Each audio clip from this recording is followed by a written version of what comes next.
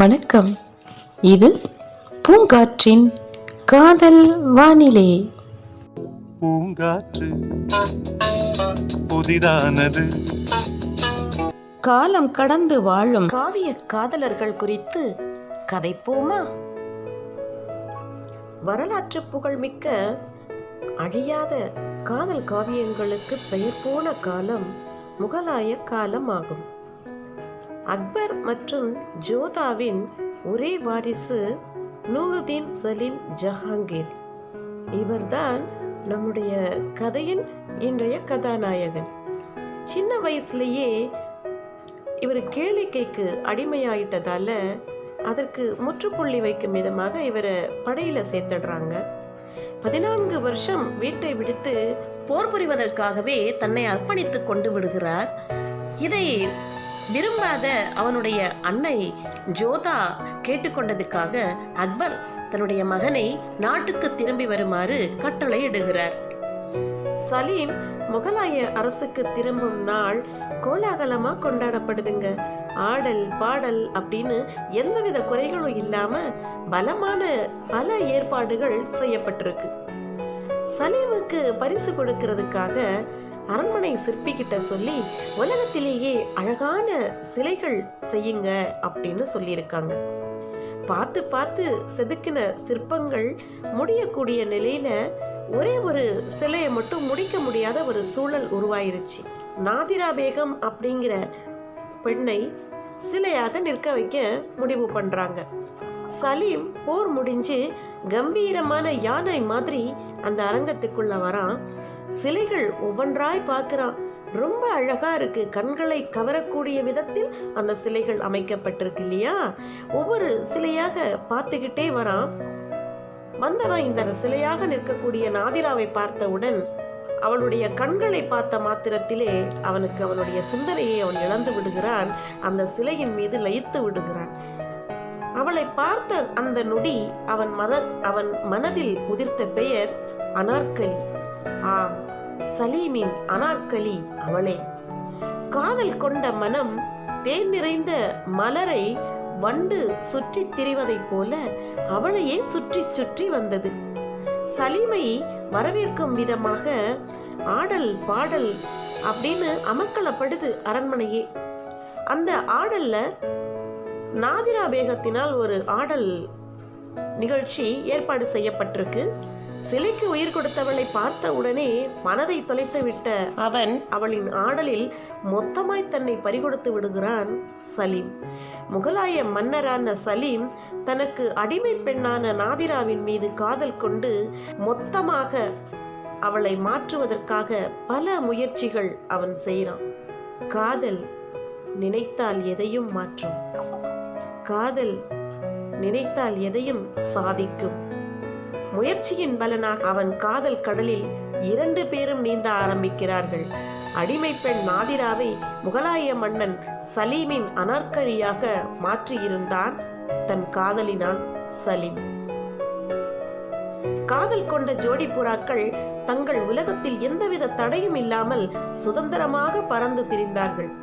நரம்பும் தசையும் கண்களுக்கு அத்தனை தெளிவாய் தெரியாது, ஆனால் மனித உடலுக்குள் பெரும் பங்கு வகிக்கும். அதுபோல அவன் வாழ்க்கையில் அனார்கலியின் பங்கு பெருமளவில் இருக்கு அப்படின்னு உணர்கிறான் சலீம். காதல் வானிலே ஆனந்தமாய் தெரிந்தவர்களுக்கு பெரும் தடையாக வந்தார் சலீமின் தந்தையான முகலாய மன்னர் அக்பர். நாதிராவை சிறை வைக்கிறார். அந்த காலத்தில் எல்லாம் நடனமாடுபவர்களை தாழ்ந்த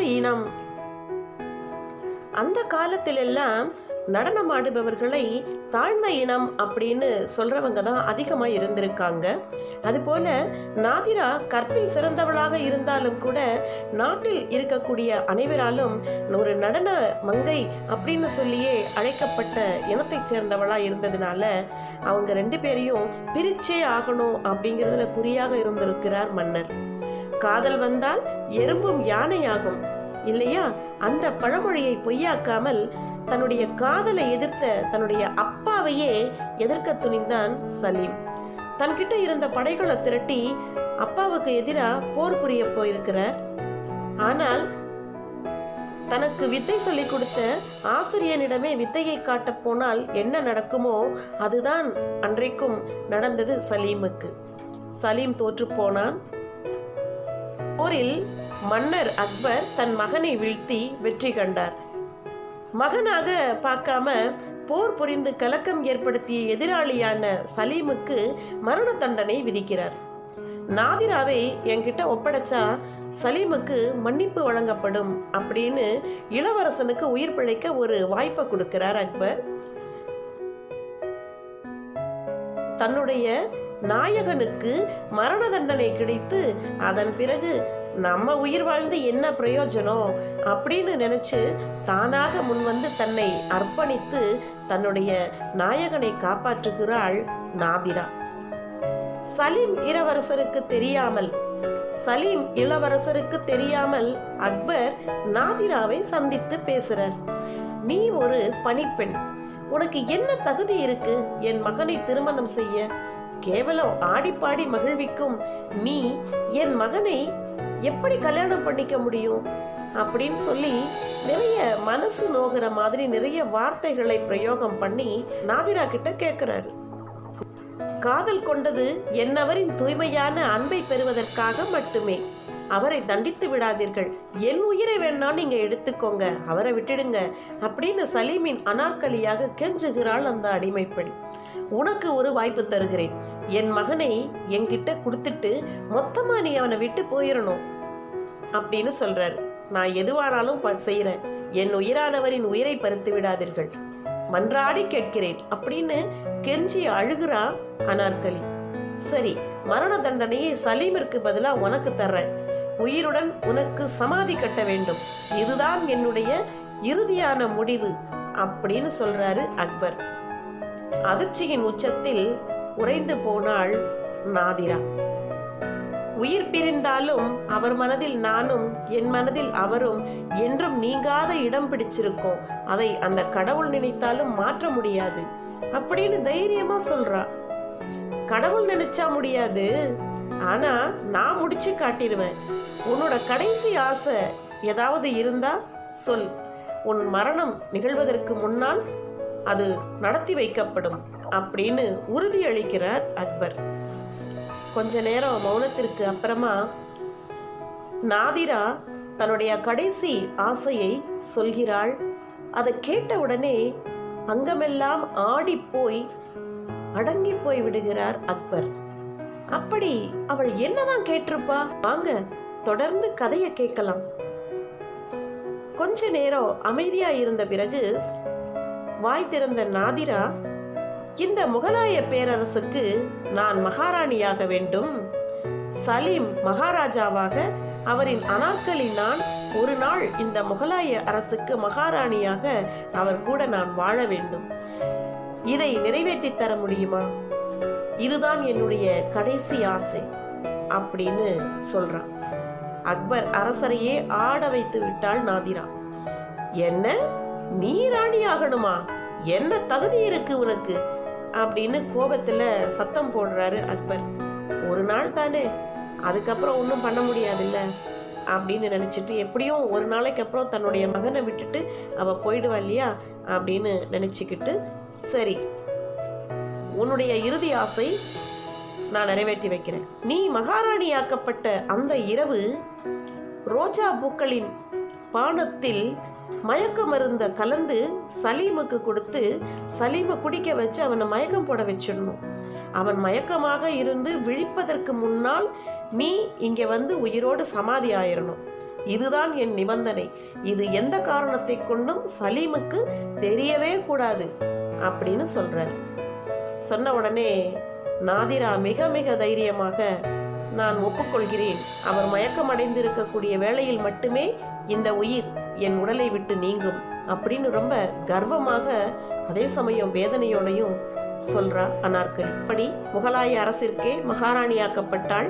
எதுவும் தெரியாத சலீம் தந்தை தன்னுடைய காதலை ஏத்துக்கிட்டாரு அப்படின்னு மகிழ்ச்சி ஒரு பக்கம், இன்னொரு பக்கம் நம்ம ஆசைப்பட்டவளே நமக்கு மனைவி ஆயிட்டா, மகாராணி ஆயிட்டா அப்படிங்கிற ஒரு சந்தோஷம் இன்னொரு பக்கம். அப்படி ரொம்ப சந்தோஷமா இருக்கான். ஒரு நாள் முழுவதும் மகாராணியாய் அவளும் மகாராஜாவாக அவனும் தனி தீவாய் தோன்றும் முகலாய அரசுமாக மகிழ்ச்சியில் திளைக்கிறார்கள். விரும்பி உன்னை ஏற்றேன், மெய்வருத்தி உன் கரங்கள் பற்றினேன், இனி பிரியா வாழ்வை வாழ்வோம், அகிலம் பொறாமை அளவிற்கு மகிழ்ந்திருப்போம், பிரிவெனும் சொல்லை நீக்கி இனிதாய் துவங்குவோம் நம் புதுயில் வாழ்க்கையை அப்படின்னு அவன் காதுக்குள்ள குசலம் பேசுறான் சலீம். என்னை நீங்கும் நிலை வந்தாலும் வெள்ளை உருண்டை கொண்ட கருவிழி உவர்நீர் சுரக்காமல் காத்திரள வேண்டுகிறேன், என் விருப்பம் நிறைவேற்றுவீரா என் மாவீரரே அப்படின்னு அனார்கலி சொல்றா.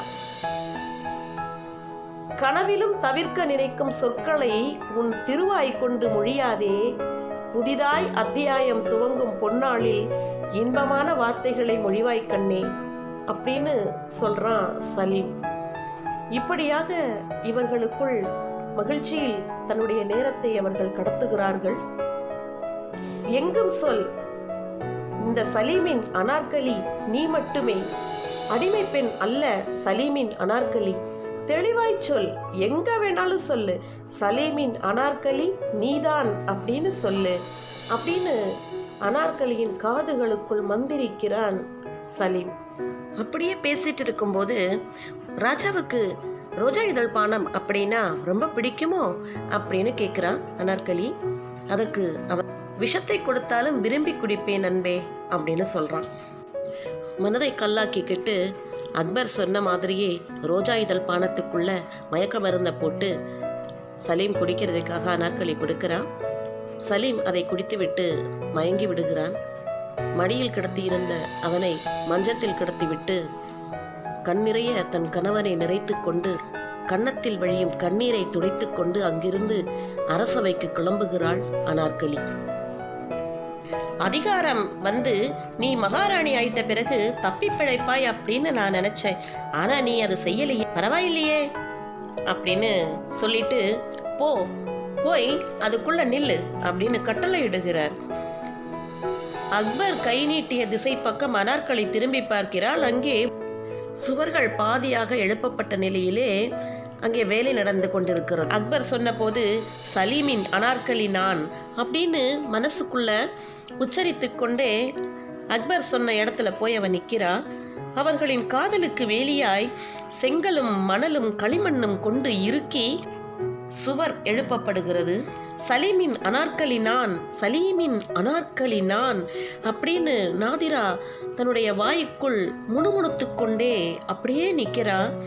மயக்கம் தெளிந்து எழுந்த சலீம் அனார்கலி என்று கூப்பிட்டவாறு அனார்கலியை தேட ஆரம்பிக்கிறான். அறைகள் முழுவதும் தேடுகிறான். தேடினான் தேடிக்கொண்டே இருக்கிறான். எங்கும் அனார்கலி இல்லை. தூரத்தில் ஜன்னல் வழியாக வெளியில் பார்க்கிறான். தூரத்தில் ஏதோ தெரிகிறது. பாதிக்கும் மேல் சுவர் கட்டப்பட்டு விட்டது. இன்னும் கொஞ்சமே பாக்கி இருக்க அவன் புரிந்து கொண்டு விடுகிறான் அங்கே நிற்பது அனார்கலி என்று. அவனின் அனார்கலியை உயிருடன் அந்த அறைக்குள் வைத்து மூட இருக்கிறார்கள். அவன் புரிந்து கொண்டு விட்டான். ஓடுகிறான். ஏனோ அந்த மாவீரனுக்கு கால்களில் அத்தனை தடுமாற்றம் இன்று. அங்கு அவள் சலீமின் அனார்கலி நான், சலீமின் அனார்கலி நான் என்று வாய்க்குள் முனகியவாறே மிக மிக தைரியமாக அங்கே நின்று கொண்டிருக்கிறாள். வேகமாய் வந்தவன் தடுக்கி விழ அவன் கண்ட கடைசி காட்சி தன் அனார்கலியின் கண்களை மட்டுமே. முடிந்தே விட்டது. கண்களில் துவங்கிய சலீமின் அனார்கலி காவியம் கண்களிலேயே இணைகிறது. உயிர் பிரியும் வேளையில் அவன் கடைசி வார்த்தைகள் அனார்கலியின் சலீம் இவன் என்பதே. தன் காதலுக்காக உயிரோடு இருந்த போதே சமாதியாக்கப்பட்ட அனார்கலியும் அவள் நினைவுகளுடனே வாழ்ந்த சலீமும் மட்டுமே என்றும் அழகிய காதலுக்கு தகுதியானவர்கள். அந்த காதல் இன்றும் வாழ்ந்து கொண்டுதான் இருக்கிறது. என்ன நண்பர்களே, கதையை கேட்டீங்களா? மீண்டும் இன்னொரு காதல் கதையில சந்திப்போம்.